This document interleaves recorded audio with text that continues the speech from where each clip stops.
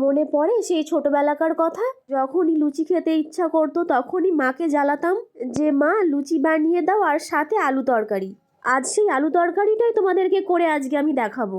প্রথমেই দেখো গ্যাসটাকে জ্বালিয়ে তার উপর কড়াইটা বসিয়ে আমি কড়াইয়ের মধ্যে সর্ষের তেল দিয়ে নিয়েছি এবং তেলটা যখনই গরম হয়ে গেল তখনই আমি তেলের মধ্যে পাঁচফোড়ন, লঙ্কা, তেজপাতা দিয়ে দিয়েছি এবং একটু নাড়াচাড়া করে সাথে সাথেই দেখো ডুবো ডুবো করে কেটে রাখা আলুগুলোও দিয়ে দিলাম। এবার আলুটাকেও ভালো করে একটু নাড়াচাড়া করে ওর মধ্যে লবণ, হলুদ একটু দিয়ে নিলাম পরিমাণ মতো।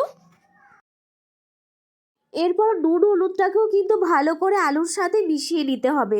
আমি দেখো যেভাবে নাড়াচাড়া করছি তোমরাও ঠিক সেভাবে করো, তাহলে কিন্তু খেতে অসাধারণ হয়।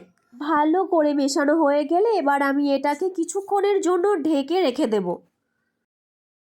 5 মিনিট পরে আমি আবার ঢাকনাটাকে খুলে দেখে নেব। এই মুহূর্তে দেখো অনেকটাই ভাজা ভাজা হয়ে গেছে।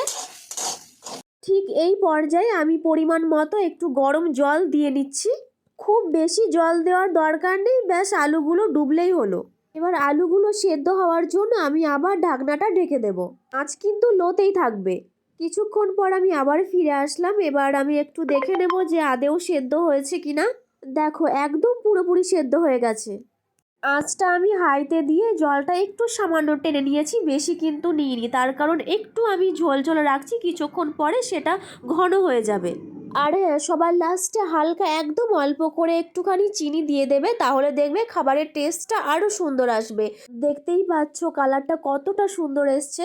আমি তো আর একটা মুহূর্ত লোভ সামলে রাখতে পারছি না।